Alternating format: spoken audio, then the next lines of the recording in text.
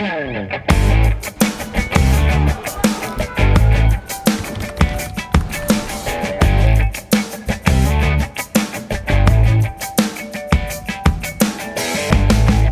programa de hoje, vamos conversar com o senador Marcelo Castro, do MDB do Piauí. Ele que agora integra essa nova comissão, que é uma subcomissão, na verdade, de educação. E vamos falar um pouco com ele sobre isso. Bem-vindo, senador, ao nosso Espaço Cidadão. É um prazer, estou às ordens. Igualmente, senador. E eu gostaria que o senhor nos falasse sobre qual de onde surgiu essa iniciativa de se criar uma subcomissão de educação. Bom, você sabe que nós temos graves problemas no nosso ensino. Quando tem o PISA, que é internacional, nós ficamos numa situação muito vexatória, né? Principalmente nas matérias de português e matemática. Então nós temos um atraso histórico, né, com relação ao nosso sistema de ensino. Essa pandemia agravou tudo. Quer dizer, o que estava ruim piorou. E é evidentemente que nós ficamos com um gap aí muito grande para compensar. Por que isso aconteceu? Primeiro porque o Brasil, diferentemente de outros países, passou um tempo demasiado, muito longo, sem aulas. Foram 48 milhões de alunos, 2 milhões de professores que passaram praticamente 1 ano e meio sem ter aulas. E isso, evidentemente, trouxe todos esses problemas. Agora, nós precisamos contribuir da melhor maneira possível. O que é que nós fizemos na Comissão de Educação, Cultura e Esporte aqui do Senado que eu presido? Na primeira sessão, porque não estava havendo reuniões das comissões, nós estamos há 1 ano e meio parado. Na primeira reunião que aconteceu, semipresencial, nós já criamos uma subcomissão para estudar os efeitos danosos da pandemia sobre a educação, acompanhar as medidas governamentais que estão sendo tomadas a nível federal, estadual e municipal e, evidentemente, ajudar na coordenação para que a gente compense esse tempo perdido. Senador, e quando a gente pensa nessa subcomissão de educação, quais são os principais objetivos, né, que surgem com a criação dessa subcomissão de educação? Bom, essa comissão tem um tempo, né, estabelecido de 120 dias. Foi uma solicitação do senador Flávio Arnes, que é um senador dedicado às 24 horas por dia sobre o tema educação. E nós agora aprovamos essa semana, vamos constituir os membros dessa comissão e esses membros da comissão, dessa subcomissão, vão então fazer esse trabalho que eu lhe relatei. Procurar avaliar, junto com os outros órgãos do governo, os efeitos da pandemia sobre a educação, avaliar as medidas que foram tomadas e que precisam ser tomadas e acompanhar todas as políticas públicas educacionais para ver onde nós podemos fazer os ajustes, para onde a gente pode identificar as falhas, as deficiências que possam ser corrigidas, porque nós temos uma missão aqui hercúlea. O Brasil vem defasado dos outros países na questão da educação. Essa pandemia agravou essa defasagem mais ainda, porque nós somos talvez o país campeão do mundo em tempo sem aulas. Ora, se nós já estávamos ruins e agora passamos, quando outros países passaram poucos meses sem aulas, voltaram às aulas, e nós passamos esse tempo todo sem aulas, a situação mais agravou. Além disso, este ano nós tivemos, em 2020, um orçamento muito restrito, menor do que 2010. Inclusive com os costos na educação, né? Por pouco, se não fosse pressão do Congresso Nacional, o orçamento das Forças Armadas estavam ultrapassando o orçamento da educação. Veja em que mundo nós estamos. Pois é, e nós sabemos que a educação é quase tudo no país. Todos os países que prosperaram, que desenvolveram, que progrediram, sobretudo que têm uma boa qualidade de vida, que têm um IDH elevado, são países que investiram maciçamente na educação. O país que é mais citado na comparação é a Coreia do Sul, que Há 40, 50 anos atrás, a Coreia do Sul tinha todos os indicadores econômicos inferiores ao do Brasil. Hoje a Coreia do Sul tem todos os indicadores socioeconômicos superiores ao Brasil. Qual foi o diferencial? Claro, que não é uma coisa só, são muitas variáveis. Mas sem nenhuma dúvida, a educação é que faz a diferença.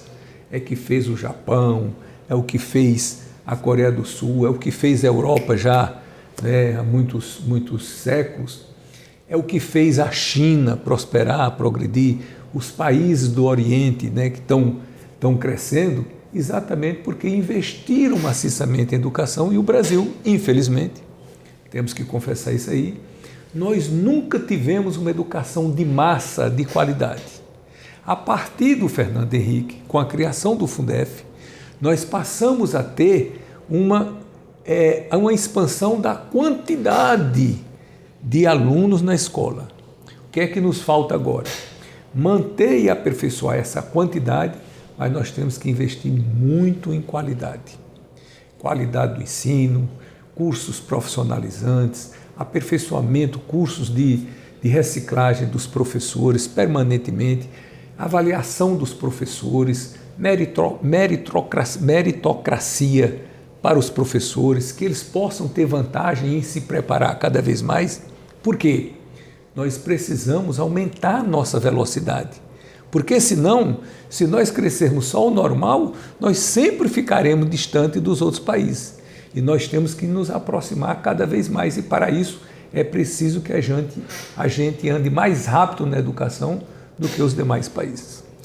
Senador, e quando a gente pensa, por exemplo, na população mais vulnerável, porque mesmo diante desse caos que estamos vivendo nessa situação de educação em virtude da pandemia, muitos que têm condições, até de escolas particulares, mesmo tendo paralisado, outros ficaram parcialmente, encontrou-se uma forma.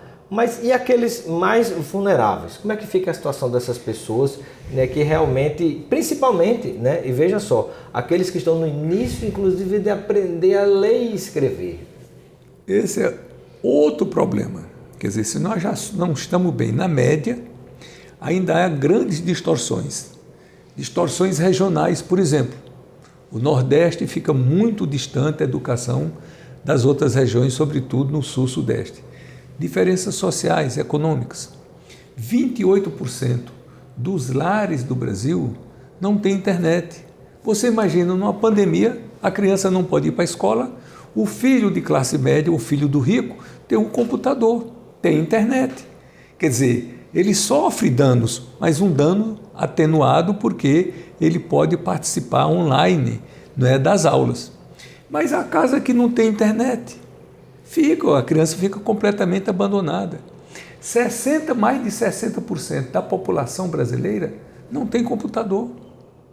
Então, tudo isso somado ao longo tempo que nós passamos sem aulas, está entendendo? Não estou dizendo que nós deveríamos ter voltado, não. Por quê? Por que é que passamos tanto tempo sem aulas? É porque o Brasil foi seguramente um dos países do mundo que tiveram uma epidemia com níveis elevados mais demorado do mundo. Por isso é que nós estamos em segundo lugar em número de mortes do mundo inteiro. E nós não somos o segundo em população. É porque nós cuidamos muito mal da pandemia.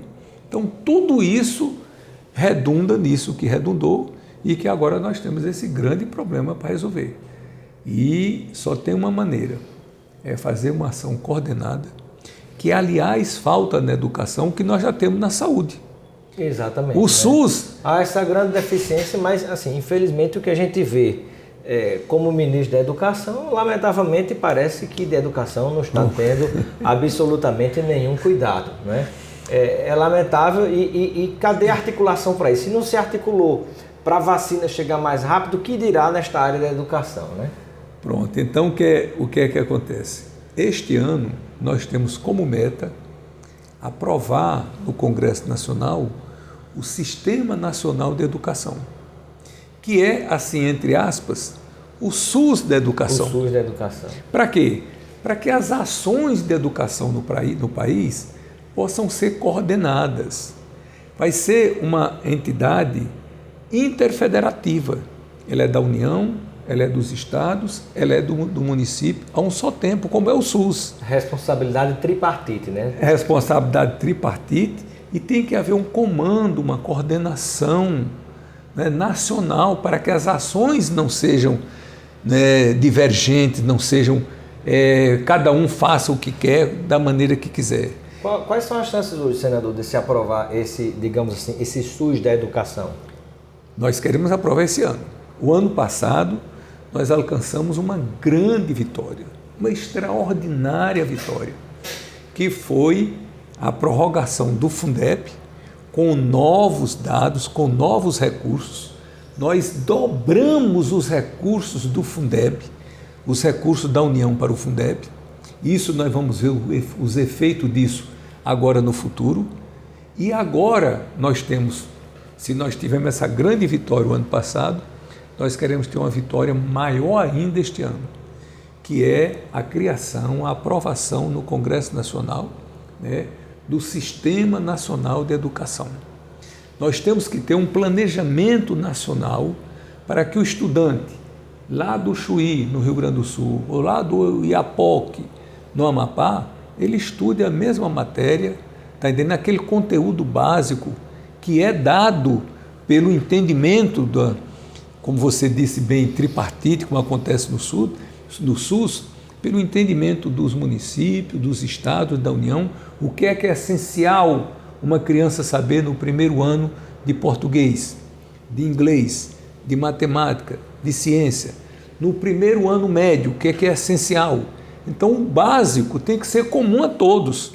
A pessoa quer além do básico, não tem problema, estuda mais, vai para outro livro, mas você tem que ter um conteúdo básico que seja universal, para que você não tenha crianças que passem de um ano para outro e que depois não saibam, que não estejam preparadas. Às vezes a gente vê em vestibulares crianças, adolescentes que passam em vestibular, quando chegam são obrigados a abandonar o curso porque eles não conseguem acompanhar o conteúdo do curso. Por quê? Porque eles faltam a base. Houve a deficiência da base. Houve a deficiência. Se nós tivéssemos um planejamento nacional que cada ano tivesse aqueles conteúdos, dos quais a criança, o adolescente, fosse obrigado, não é, a saber um percentual daquele conteúdo ali, ele não chegaria numa universidade sem base.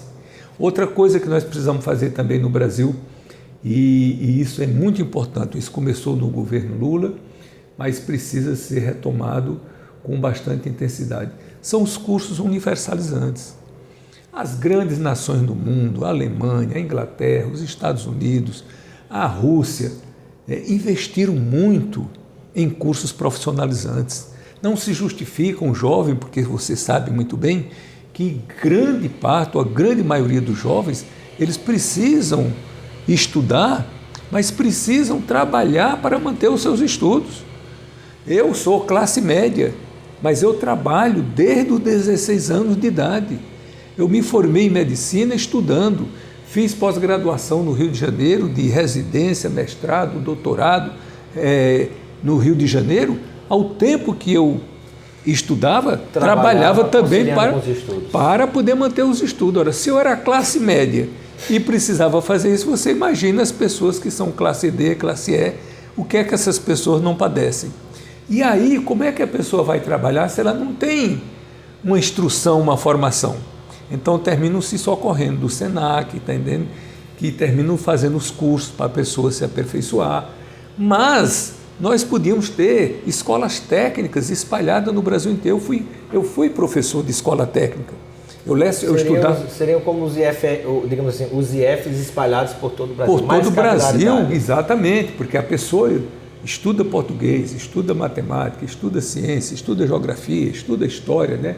Estuda todos os conteúdos normais, mas aí se você disser, vamos aqui consertar esse interruptor, ele não tem informação daquilo. Vamos consertar aqui uma televisão, ele não tem. Então precisa cursos profissionalizantes para a pessoa desenvolver um trabalho que pode ser a sua profissão pelas suas vidas. Não é obrigado todo mundo ter um anel de doutor no dedo, é obrigado a pessoa ser competente na sua área. Mas se ele quiser, ele pode então, com esse curso técnico, com o emprego que ele tenha, e aí fica muito mais fácil ele ter um emprego, ele poder trabalhar, ele poder estudar, porque muitos não estudam porque, tá entendendo, não teve o tempo necessário e não tem como financiar os seus estudos.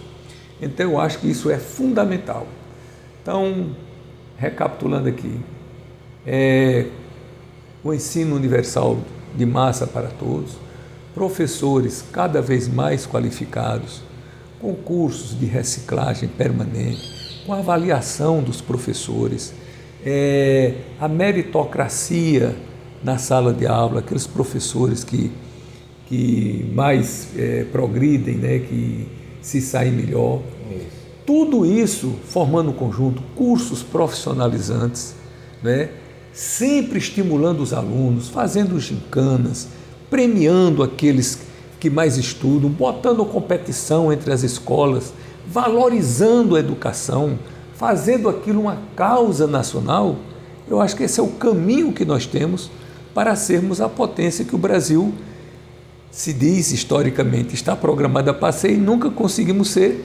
Evidentemente que os fatores são infinitos, mas a educação é a causa, já dizia isso Darcy Ribeiro, é a causa básica e fundamental da nossa não prosperidade. Para se constituir nação, né, como ele diz no povo brasileiro, né, educação dos caminhos. Né? É verdade. Senador Marcelo Castro, do MDB do Piauí, muito obrigado pela sua participação no nosso Espaço Cidadão e seja sempre bem-vindo. Estarei sempre às ordens, foi um prazer imenso de falar sobre um tema que é tão caro e tão importante para a vida de qualquer nação, que é a educação. Obrigado, senador. Eu que agradeço.